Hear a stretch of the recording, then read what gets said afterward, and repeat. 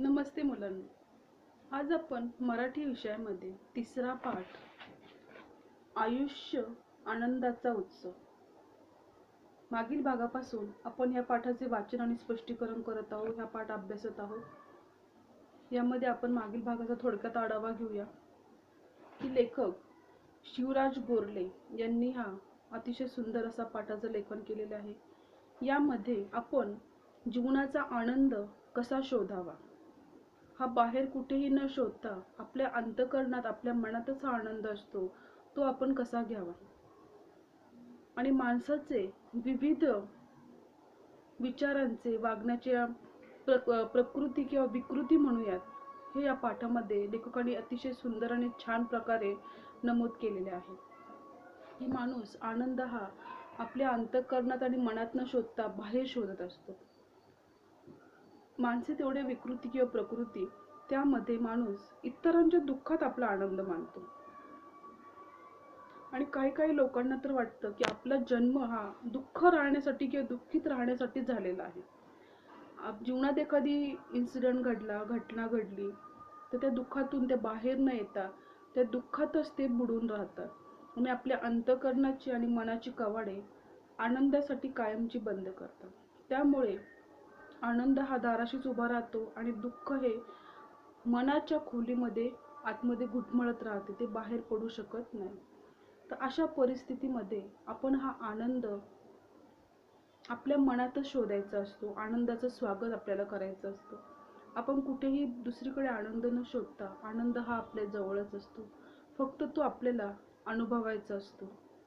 आपल्याला इतके सुंदर डोळे देवाने दिलेले आहेत, त्या डोळ्यातून आपण आनंद घेऊ शकतो. जसं की निसर्गरम्य ठिकाणं बघणं, वाचन करणं, गाणी म्हणणं, संगीत, अशा अनेक गोष्टींमध्ये आपण आपला आनंद शोधू शकतो. लेखकाने एक अतिशय छान उदाहरण आपण मागील भागात बघितलेलं की शेतकऱ्याचं दिलेलं आहे की शेतकरी शेतामध्ये कष्ट करतो, पीक लावतो आणि पावसाची वाट बघतो. आपल्या कष्टाचं चीज होण्यासाठी शेतकरी पावसाची वाट बघतो, कारण की त्याच्याकडे दुसरा हा पर्याय नसतो की तो स्वतः पाऊस पाडू शकत नाही, म्हणून त्याला पावसाची वाट नाईलाजाने पाहावी लागते. परंतु आनंदाचा पाऊस पाडण्यासाठी आपल्याला निसर्गावर अवलंबून राहावं लागत नाही, तो आपल्या हातातच असतो. आपण आनंदाचा पाऊस पाडू शकतो. आपल्या मनाचं अंगण आनंदाने हे भिजवू शकतो. तो हा आनंद एकदा कसा गवसायचा, कसा शोधायचं, हे जर तंत्र आपल्याला एकदा कळलं तर आपण जीवनात कधीही दुःखी राहू शकत नाही किंवा इतरांनाही आपण दुःख देऊ शकत नाही. असा अतिशय सुंदर असा पाठातला लेखकाने लिहिलेला आहे. येथून पुढचा भाग आपण आज बघणार आहोत की आनंद हा तुमचा स्वभाव व्हायला हवा. आनंदात राहण्याची सवय जडायला हवी. सगळी धडपड आनंदासाठी चाललेली असते, पण आनंद घ्यायला वेळच नसतो. हेच अनेकांचं दुःख असतं. दुःखासाठी आपण भरपूर सबबी, भरपूर कारणं शोधलेली असतात. आनंदासाठीची मात्र मोजकीच कारणं आपल्याला माहिती असतात. खरं म्हणजे हे उलट व्हायला हवं. खरंच आहे, अतिशय सुंदर सांगितलेलं आहे की आनंद हा आपल्या स्वभावात दिसायला हवा. आपल्याला एक आनंदी राहण्याची सवय पडायला हवी. काही काही लोकांना किरकिर कटकट करण्याची सवय पडलेली असते, दुसऱ्यांना नावं ठेवणं, दुःखी राहणं, ह्यामध्ये ते आनंद मानतात. परंतु हे सगळं सोडून आपण चांगल्या गोष्टीत आनंद मांडला, त्यासाठी धडपड केली, तर नक्कीच हा आनंद आपल्या जीवनासाठी लाभदायक ठरू शकतो. अनेक लोक दुःखीच राहतात, त्यांना आनंद घ्यायला वेळच नसतो, कारण की आनंद कशात आहे आणि कशात मानायचं हेच खूप लोकांना माहिती नसतं. तर आनंदासाठी मात्र आपल्याला आनंद करायचा आहे, आनंदी राहायच्यासाठी आपल्याला मोजकीच कारणं माहिती असतात की चला ह्या गोष्टी असल्या तरच आपण आनंदी राहू शकतो. परंतु या उलट आपण जर केलं की दुःखासाठी मोजकीच कारणं, पण आनंद आपल्या सदोदित असणं गरजेचं आहे. त्यामुळे आपल्याला काय होतं, आनंदाची एक प्रकारची सवय होते. आपण नेहमी आनंदी राहण्याचा आपल्याला एक प्रकारचा स्वभाव होतो. आनंद होणं, छान वाटणं, मस्त वाटणं हे एकदम सोपं आणि सवयीचं करून घ्यायला हवं. वाईट वाटणं दुर्मिळ अपवादाच करून ठेवावा.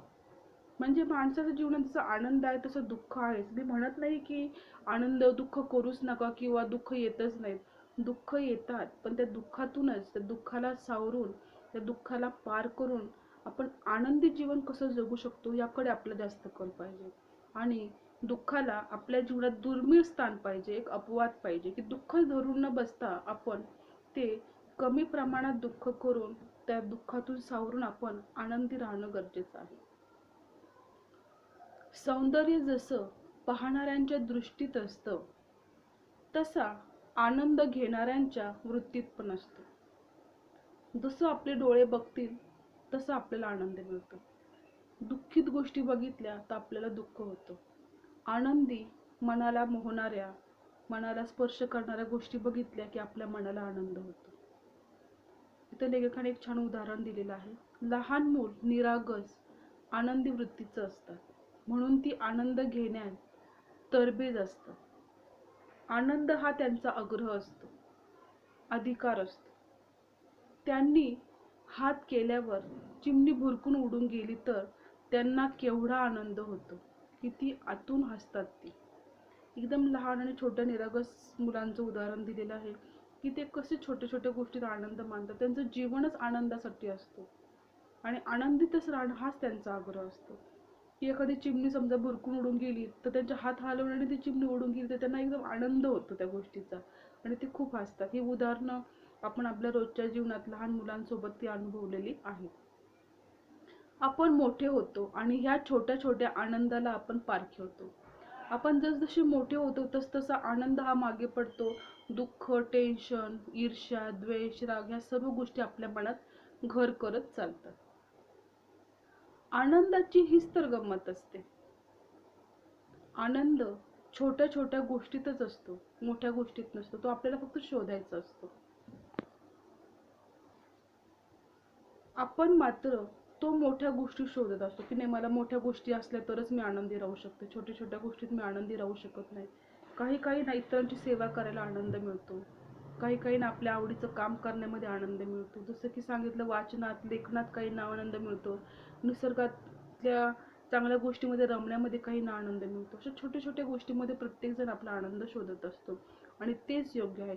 काहीतरी जीवनात एखादी मोठीच गोष्ट घडली म्हणजेच आनंदी राहायचं असं नसतं. आयुष्यात अशा मोठ्या गोष्टी, आनंदाचे मोठे प्रसंग कितीसे येतात, थोडेसे. असे मोठे मोठे गोष्टी जीवनात ज्या आहेत, ज्या आपल्याला खूप आनंद देऊन जातात, ते जास्त नसतात. परंतु छोट्या छोट्या गोष्टींतूनच आपल्या जीवन जगण्यासाठी आनंद शोधायचं गरजेचं आहे. तेव्हाच आनंद घ्यायचा आणि बाकी आयुष्य काय नुसतं रेटत राहायचं. कारण की दुःखासोबत, आनंदासोबत दुःखही आयुष्यात आहे. टेन्शन, चिंता, काळज्या, सांसारिक, जगिक, आपल्या अभ्यासाच्या, शैक्षणिक, हे सगळे आहेत. पण यातूनच आपल्याला आनंद शोधून आपलं जीवन हे आनंदमय करायचं आहे. आनंद कणाकणानं टिपायचा असतो. आनंद असा मोठा मोठा नसतो, तो कण कण छोटा छोटा असतो. तो आपल्याला टिपून आपल्या जीवनात भरायचा असतो, आपल्या मनात भरायचा असतो. क्षणाक्षणानं घ्यायचा असतो. छोट्या छोट्या गोष्टीतून आपल्याला आनंद घ्यायचा असतो. आपल्याला मात्र तो टनाटना हवा असतो की छोट्या छोट्या नाही, मोठ्या मोठ्या गोष्टीमध्ये आणि सारखा आनंद पाहिजे. तर नाही, प्रत्येक क्षणामध्ये छोट्या छोट्या गोष्टीमध्ये आपल्याला तो आनंद घ्यायचा असतो. खाईन तर तुपाशी, नाही तर उपाशी, अशी काही लोक असतात. तूप मिळालं तरच खाणार, नाही तर मग मी आयुष्यभर उपाशी राहणार.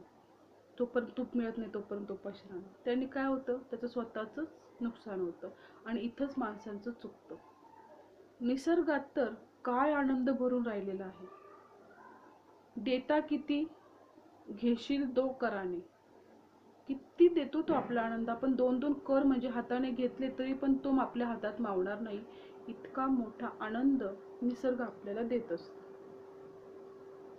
अशीच अवघी परिस्थिती आहे हिवाळ्यातल्या कोवळ्या उन्हाचा आनंद, श्रावणातील रिमझिम अंगावर झेलण्यातला आनंद, चांदण्या रात्री भटकण्याचा आनंद, झाडांचे नुसते आकार पाहता हिंडलं तरी थक्क व्हायला होतं, हिरव्या रंगाच्या नुसत्या छटा पाहता आपण जर त्या पाहत राहिलो तरी भान हरपतं. म्हणजे निसर्गामध्ये पण बघा किती आनंद दिलेला आहे, की झाडाची कोवळी पानं, चांदणी रात्र, त्याच्यामध्ये आपण जेव्हा भटकतो फिरतो तो एक आनंद, झाडांच्या सावल्या आकाराच्या ज्या मोठमोठ्या असतात ते बघण्यातला आनंद, हिरवीगार झाडी, फुलं, त्यांच्या रंगछटा हे बघूनच आपलं अंतःकरण आणि मन हरपून जातं. यामध्ये सुद्धा आनंद आहे. आपल्या ह्या आजूबाजूला सर्व गोष्टी असतात, परंतु ते बघायला आपल्याकडे वेळ नसतो आणि त्या आनंदाला आपण मुकतो. आपल्याला डोळे दिलेले असून पण आपण तो आनंद घेऊ शकत नाही. तर बदलत्या प्रकाशात त्या बदलताना निहाळत बसला तर वेडं व्हायला होतं. साक्षात निसर्ग ज्यांना आनंद देऊ शकत नाही त्यांनी आयुष्यातील आनंदाला विरजण द्यावा हेच खरं. की आयुष्यात आपण हा आनंद घेऊ शकत नाही तर जणू काय आपण आयुष्याला विरजणच दिलेला आहे हेच बरं आहे. कारण या इतक्या छान आणि सुंदर गोष्टीमध्ये सुद्धा आपण आनंद शोधत नाही. पुढच्या पॅराग्राफमध्ये सांगितलेलं आहे, संगीताच्या 7 सुरांमध्ये तर 7 जन्म पुरेल एवढा आनंद भरून राहिलेला आहे. आपलं शास्त्रीय संगीत ही एक आनंदाची इस्टेट आहे. कुमार गंधर्व, पंडित भीमसेनजी, पंडित जसराज, किशोरी आमोणकर यांचं गाणं आपण ऐकू शकतो. हे केवळ भाग्यच म्हणायचं हवं, आत्मिक आनंद म्हणता येईल. तो यापेक्षा फारसा वेगळा नसावाच. आत्म्याच्या या भाषेत गाता आलं नाही तरी ऐकता येतच ना. कलाकार मंडळी खरी जगतात ती कलेच्या मस्तीतच. एखाद्या कलेशी आपणही दोस्ती करू शकतो, तर एका वेगळ्या विश्वात वावरता येतं. निर्मितीच्या आनंदाशी नातं जोडता येतं. या आनंदाची जात काही वेगळीच असते. पण कलावंत होता आलं नाही तर रसिक होण्याचा आपला अधिकार कुणीच नाकारू शकत नाही. जरी कलावंत नाही झालो तर रसिक आपण होऊ शकतो, त्याचे चाहते आपण होऊ शकतो. कलेच्या आस्वादाला अनोखा आनंद आपणच आपल्याला बहाल करू शकतो. निर्मिती म्हणजे काही प्रत्येकानं ताजमहल बांधायलाच हवा असं थोडंच आहे. पोरांच्या बरोबरीने दिवाळीतला किल्ला करण्यातही एक मौज असते. अतिशय सुंदर उदाहरण लेखकाने दिलेले आहे. पहिल्या पॅराग्राफमध्ये आपण बघितलेलं आहे की लेखकाने निसर्गाशी, रात्रीच्या वातावरणाशी, रात्रीची वेळेचा जो समय असतो त्यावेळेस वातावरण किती छान असतं. चांदण्याचा प्रकाश असतो, झाडांच्या सावल्या असतात, हिरवीगार कोवळी पानं असतात. ह्यामध्ये आपण ते बघताना एक आनंद, त्याच्यामध्ये त्या वातावरणात फिरण्याचा हिंडण्याचा एक आनंद वेगळाच असतो. तो आपण निसर्गातून घेऊ शकतो, तो आपल्याकडून कुणीही राहून घेऊ शकत नाही. दुसऱ्या पॅराग्राफमध्ये जे वाचलं की संगीताचा आनंद, संगीतातील 7 सुरांचा आनंद. आपण बघतो टीव्हीवर पण सुरांचे गाण्यांचे कार्यक्रम, अतिशय सुंदर असे गाणे आणि सूर वाजवले जातात आणि ते ऐकण्यामध्ये पण हा एक आनंद असतो. इथे उदाहरण दिलेलं आहे, कुमार गंधर्व, पंडित भीमसेनजी, जसराज, किशोर आमोणकर यांचं गाणं आपण ऐकू शकतो. हे केवळ भाग्यच म्हणावं लागेल. नाही आपल्याला गाणं म्हणता येत, परंतु आपण ऐकून तरी त्या गोष्टीचा आनंद घेऊ शकतो, आपण त्याचे रसिक होऊ शकतो. तो अधिकार तर आपला कोणी हिरावून घेऊ शकत नाही. हा आत्मिक आनंद आपल्यापासून कुणी हिरावून घेऊ शकत नाही. यापेक्षा फारसं वेगळं काहीच नाही. तर आपल्याला हा आनंद ऐकण्याद्वारे घेता येतो. असं नाही की आपण भाषेत गाताच आलं पाहिजे असं नाही, तो ऐकण्याद्वारे आपण घेऊ शकतो.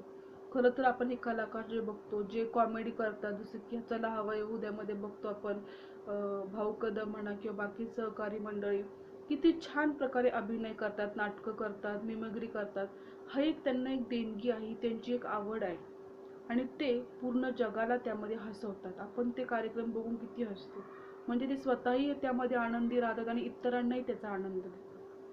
ते इथे दिले आहे लेखकाने की कलाकार मंडळी जी आहे ती जगतात खऱ्या अर्थाने. मस्तीने आपले कला ती जगतात. एखाद्या कलेशी आपली दोस्ती करू शकतो आपण. असं काही नाहीये की आपण मोठ्या मोठ्या गोष्टीच आपल्याला पाहिजेत. आपण एखाद्या कलेसोबत, एखाद्या चांगल्या गोष्टीसोबत, निसर्गासोबत आपण दोस्ती करू शकतो, मैत्री करू शकतो. त्यामध्ये आपलं आपण मन रमवू शकतो. तो एक आनंद आपल्याला आगळा वेगळा असतो किंवा तो आपल्या जीवनात आगळा वेगळा आनंद देऊन जातो. तर अशा अनेक गोष्टी ज्या आहेत त्या वेगवेगळ्या विश्वात वावरता येतात. निर्मितीच्या आनंदाशी नातं जोडता येतं. ही निर्मिती जी आहे नैसर्गिक, याच्याशी आपण नातं जोडू शकतो. पर्वत आहे, डोंगर आहेत, नद्या, नाले, निसर्ग हे बघण्यात आणि त्यांच्या सहवासात रमण्यात आपण आनंद शोधू शकतो. हा आनंद तर आपल्यापासून कुणीही हिरावून घेऊ शकत नाही. रसिक होण्याचा आपला जो काही अधिकार आहे तो कुणीच नाकारू शकत नाही. तर प्रत्येक लोकांना, प्रत्येक व्यक्तीला ताजमहल हा स्वतःच बांधायला पाहिजे असं नाही, तर आपण आपल्या ह्या डोळ्यांनी पण ताजमहल अनुभवू शकतो, आनंद घेऊ शकतो डोळ्याने सुद्धा. एक उदाहरण छान दिलेलं आहे की दिवाळीमध्ये मुलांना किल्ला बांधण्याची किती आनंद आणि उत्साह असतो. त्यांच्यासोबत आपणही तो किल्ला बांधून त्यामधून आपण आनंद आणि मौज घेऊ शकतो. अशी अतिशय छान आणि सुंदर अशी उदाहरणं लेखकाने इथे आपल्याला दिलेली आहे. अशा प्रकारे लेखकाने खूप चांगल्या गोष्टीतून हा आनंद शोधण्यासाठी आपल्याला दिलेला आहे. तर खरंच हा आनंद आपण घेणं गरजेचं आहे. पुढच्या तिसऱ्या पॅराग्राफमध्ये सांगितलेलं आहे की शिकण्यातला आनंद तर आयुष्यभर न संपणारा असतो. शिकलेलं शिकवण्यातही आनंद असतो. हा आनंद आपण किती घेतो? नाईलाजानं नव्हे, परीक्षा देण्यासाठी पण नव्हे, की कुणावर उपकार म्हणून सुद्धा नाही, तर आपण तो कसा घ्यायला पाहिजे? किंवा स्वतःची हौस म्हणून काही शिकून पहा. एखादी कला, एखादी भाषा, एखादा खेळ. माणसं स्वतःची हौस, स्वतःचा छंद विसरून करू शकतात. हे मलानं उलगडलेलं कोड आहे. खेळाचा आनंद आणि छंद, हा छंदाचा उद्देश केवळ आनंद हाच असतो. पोटा पाण्यासाठी उद्योग आणि आनंदासाठी छंद, इतकं हे साधं गणित आहे. आणि छंद म्हणाल तर तो अगदी कसा पाहिजे? कुणालाही कुठंही असू शकतो. असं काही नाही की छंद हाच पाहिजे, तर कुणालाही कुठलाही असू शकतो. शिकण्याचा एक आनंद आहे. काही काही लोकांना शिकायला आवडतं, मग ते अभ्यास असू दे किंवा एखादी गोष्ट शिकायची असू दे. हा आनंद आयुष्यभर आपल्यापासून कुणी हिरावून घेऊ शकत नाही. आपण आयुष्यभर शिकवू शकतो आणि इतरांना पण शिकवू शकतो. यामध्ये काही नाईलाज नाही. फक्त परीक्षेपुरता अभ्यास करायचा, मार्क पाडण्यापुरतं, पासिंग पुरतं अभ्यास करायचं एवढंच नाही, तर आपण एक कला म्हणून, एखादी भाषा, एखादा खेळ, माणसं स्वतःची हौस म्हणून, स्वतःचा छंद म्हणून विसरून करू शकतात. की काही लोक खेळाचा आणि छंदाचा उद्देश केवळ आनंद हाच असतो असं म्हणतात. तर काही लोक पोटा पाण्यासाठी उद्योग करतात. तर छंद जो असतो तो आपल्याला जोपासायचा असतो. तो छंद जो असतो तो आपल्याला अनुभवायचा असतो. कुठला तरी तो छंद कुठलाही असू शकतो.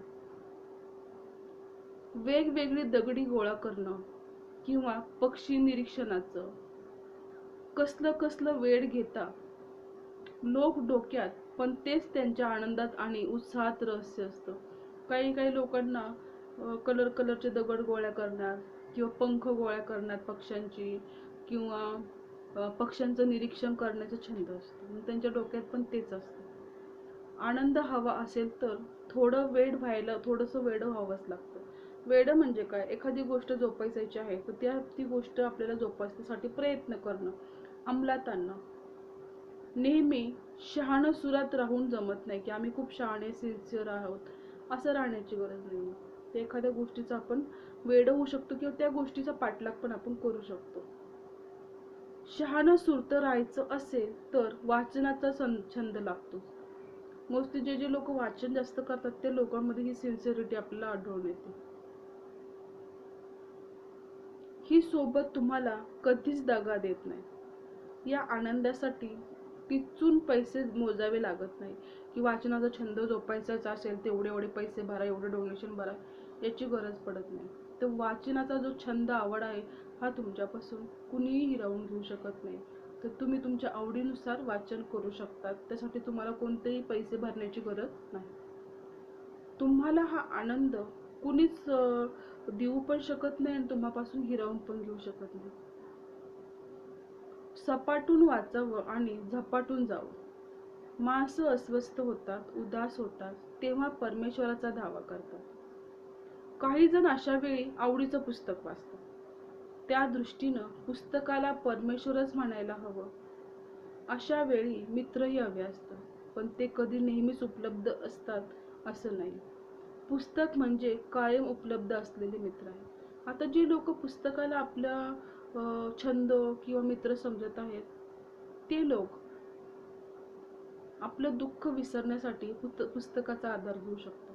जसं की काही दुःख आलं, टेन्शन आलं, आपण अस्वस्थ होतो, उदास होतो, आपण देवाचा धावा करतो, परमेश्वराचा धावा करतो, मित्रमंडळींचा, घरच्यांचा धावा करतो.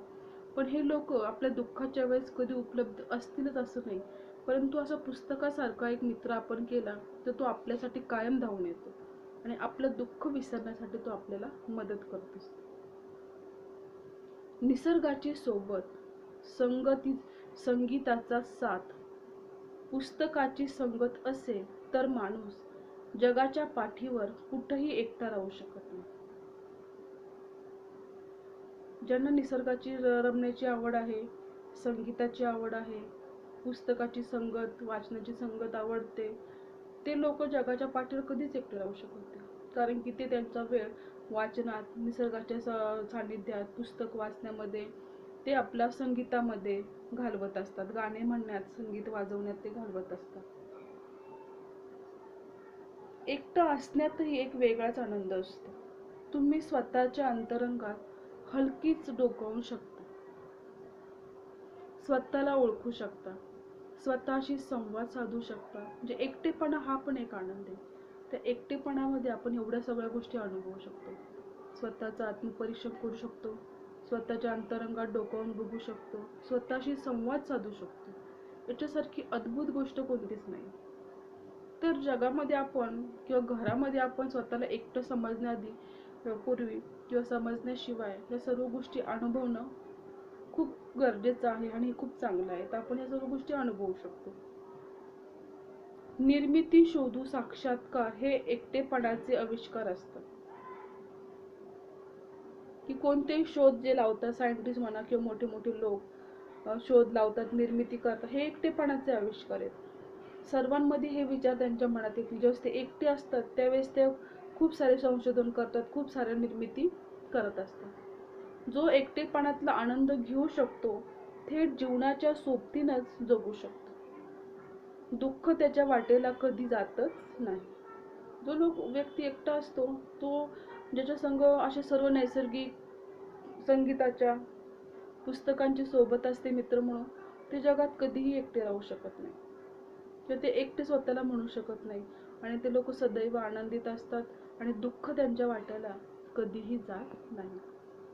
पुढचा शेवटला पॅराग्राफ दिलेला आहे. वर्तमानात जगायचं असेल तर जगण्याविषयीचे प्रेम हवे, जगण्याची हौस हवी. ही हौस नसेल तर आजचं काम उद्या करू असं होतं. काम उद्यावर ढकललं जातं किंवा कसं तरी उरकलं जातं. आपण सगळंच उरकून टाकत असतो. आंघोळ उरकतो, जेवण उरकतो, काम उरकतो, एका अर्थी आपण जगणंही उरकतो. पण आनंद कसा घेणार? मी तर सांगितलंय की वर्तमान जर आपल्याला जीवन जगायचं असतं तर जगण्याविषयी प्रेम आपल्याला हवंय. आता वर्तमानात जगायचं असेल तर काही लोक जीवनामध्ये दुःखामध्ये आणखी पास्ट टेन्स मध्ये जगत असतात. तर आपल्याला प्रेझेंटमध्ये जगायचं असेल तर आपल्याला त्या जीवनाबद्दल प्रेम आणि जीवनाचा अर्थ कळणं गरजेचं आहे. ही एक हौस नसेल तर आजचं काम उद्या करू असं वाटतं. काम उद्यावर ढकललं जातं किंवा कसं तरी उरकलं जातं. जसं आपण काम कसं तरी उरकतो तसं आपलं जीवन पण कसं तरी पुढे ढकललं जातं. आपण सगळंच कामं उरकून टाकू शकत नाही. जसं आपण घरामध्ये रोजची कामं उरकतो, आंघोळ, जेवण, खाणं पिणं उरकतो, परंतु आपण आनंद कसा शोधणार, त्याच्यामध्ये आनंद कसा घेणार? जणू काय आपण आपलं जीवनच एक निरसपणाने किंवा रोजच्या रुटीन प्रमाणे जगत असतो. त्यामध्ये आनंद असण्याचं किंवा घेण्याचं काही कारणच नसतं किंवा शोधण्याची ती दूरदृष्टिकोनच आपल्याला दिसत नाही. पुढच्या पानावर बघू शकता, पहिला पॅरेग्राफ. एखाद्या गाण्याच्या कार्यक्रमात आपण जातो, त्यात पूर्ण रंगून जातो का? कार्यक्रम संपल्यावर शिक्षा मिळाली की नाही याची चिंता करत बसतो. की आपण बघतो की कार्यक्रमामध्ये एखाद्या गेलो, फंक्शनमध्ये, कार्यक्रमात, त्यावेळेस आपण त्या कार्यक्रमाचा पूर्ण आनंद घेत नाही. तर आपल्याला टेन्शन असतं की बाबा आता कार्यक्रम उशिरा संपलेला आहे, आपल्याला रिक्षा मिळेल की नाही याची आपण चिंता करत बसतो. तर गाण्याचा आनंद कसा घेणार? आपण ज्यावेळेस तो गाण्याचा आनंद घ्यायला गेलोय, कार्यक्रमाचा आनंद घ्यायला गेलो, त्यावेळेस आपण बाकीचे सर्व टेन्शन चिंता सोडून त्या कार्यक्रमाचा आस्वाद घेणं अतिशय गरजेचं आहे. आता त्यावेळेस जर आपण कार्यक्रमामध्ये रिक्षा मिळेल की नाही, वेळेत घरी पोहोचू की नाही अशी चिंता करत बसलो तर आपल्याला त्या कार्यक्रमाचा रस आनंद घेता येणार नाही. यासाठी आत्ताच्या क्षणात जगा याचा सोपा अर्थ म्हणजे या क्षणी उत्कंठतेने जे करायलाच वाटतं आणि जे शक्य आहे ते करा. उद्याची चिंता करू नका, तर आत्ता जे शक्य आहे ते तुम्ही करा, त्याच्यामध्ये तुम्ही जगा. पावसात भिजावंसं वाटलं तर मग भिजा. नुसतं वाटतंय नाही, तुम्ही भिजूशी वाटलं तर भिजा. लोक काय म्हणतील याचा विचार तुम्ही करू नका. काय काय लोकांना एन्जॉय करायला आवडतो, पण लोक काय म्हणतील, हे बघतील, असं त्यांच्या मनामध्ये एक प्रकारचं नर्वसनेस म्हणा किंवा एक प्रकारचं लाज वाटते त्यांना. त्या गोष्टींचा विचार करू नका. आत्ताचा जो क्षण आहे तो जगायचा असेल, ते सर्व सोडून तुम्ही मनसोक्त पावसात भिजू शकता. तुम्हाला वाटते त्या गोष्टी तुम्ही करू शकता, कारण की तो क्षणही गेला आणि आनंदही गेला असं व्हायला नको. तर या सर्व गोष्टी आपल्याला करणं गरजेचं आहे. तर अशा प्रकारे लेखकाने ह्या पुढच्या आपण पानावर जे काही वाचलं पुढच्या पेजवर, की निसर्गातून आपण आनंद घेऊ शकतो, संगीतातून आपण आनंद घेऊ शकतो, शिक्षणातून आपण आनंद घेऊ शकतो, आणि असं खूप साऱ्या गोष्टीतून, सुरांमधून, पुस्तकांमधून, गाण्यांमधून आपण आपला आनंद घेऊन आपली मनं मोकळी करू शकतो. आणि वर्तमान काळामध्ये आपल्याला जगायचं असेल तर आपण ओढून ताडून नाही तर खऱ्या अंतःकरणाने आणि खऱ्या मनाने आपण वर्तमान काळात जगू शकतो. आणि आपण बघितलं आहे पुढच्या पाडाच्या पेज नंबर 13 वरच्या पहिल्या पॅरेग्राफमध्ये की आपल्याला ज्या गोष्टीमध्ये आनंद आहे, जसं की पाऊस खूप पडतोय धो धो, त्यामध्ये आपल्याला चिंब भिजण्याचा आनंद आहे, तर त्यावेळेस आपण इतरांचा विचार न करता तो आनंद आपल्याला लुटायचा आहे. कारण की पुढचा क्षण आपल्याला माहिती नाही आपल्याला जीवनामध्ये परत मिळणार आहे की नाही, तर तो क्षण न जाऊ देता आपण तो आनंद जगायचा. अशा प्रकारे लेखकाने आनंदाच्या खूप सारे उदाहरणं आणि खूप साऱ्या व्याख्या रोजच्या जीवनातल्या आपल्याला दिलेल्या आहेत. आणि आपण खरोखर त्या आपल्या रोजच्या जीवनात फॉलो करणं खूप गरजेचं आहे. कारण की आपणही प्रत्येक वेळा छोट्या छोट्या गोष्टीमध्ये दुःखी होतो. तर आपण हे क्षणाक्षणाचं जी वेळ आहे, छोट्या छोट्या गोष्टीमधून दुःखी न होता त्या छोट्या गोष्टीतून आपल्याला आनंद शोधायचा आहे. आनंदित एकत्रित करून मनामध्ये तो साठवायचा आहे आणि आनंदी राहायचं आहे. आणि इतरांनाही आपल्या वागण्यातून तो आनंद द्यायचा आहे. कारण की आपण आनंदी आहोत हे इतरांना सांगण्याची गरज नाही, तो आनंद आपल्या चेहऱ्यावर दिसायला पाहिजे. तर लेखकाने सांगितलं की एकटं राहण्यात पण आनंद आहे. जे सायंटिस्ट आहे, जे काही निर्मिती करणारे लोक आहे, संशोधन करणारे लोक आहेत, ते एकटे राहूनच हे सर्व काही गोष्टी करतात. आविष्कार जे आहेत मोठमोठे जे आपण बघतो ते अवघे एकटे राहून करतात. ते स्वतःला कधीही एकटे समजत नाही. त्यांनी कोणाला तरी आपला मित्र बनवला आहे. जसं की निसर्ग, वाचण्याची पुस्तके, संगीत, गाणी, संशोधन करणे यांना आपलं मित्र बनवून ते आपले जीवन अतिशय आनंदात जगत आहे. छोट्या छोट्या गोष्टीमधून ते आनंद मिळवत असतात. त्यामुळे दुःख कधी त्यांच्या वाट्याला जातच नाही. अशा अतिशय सुंदर आणि छान आणि मार्मिक गोष्टीमधून आनंदाची व्याख्या, आनंदाची छोटी छोटी उदाहरणं लेखकाने दिलेली आहे. तर आयुष्य आनंदाचा ज्या प्रकारे उत्सव आहे, ह्या पाठातून आपण आनंदाचे अनेक उदाहरणे बघितलेली आहे. या पाठाचा उर्वरित राहिलेला जो भाग आहे तो आपण ह्या पेजवरचा आणि शेवटला हा आपण पुढील भागामध्ये अभ्यासणार आहोत. तर हा पाठ तुम्ही घरी अतिशय व्यवस्थित मनपूर्वक वाचायचे आहेत. लेखकाच्या संकल्पना समजून घ्यायच्या आहेत. तर यावर आपल्याला पुढे स्वाध्याय कृती सोडवायची आहे. धन्यवाद.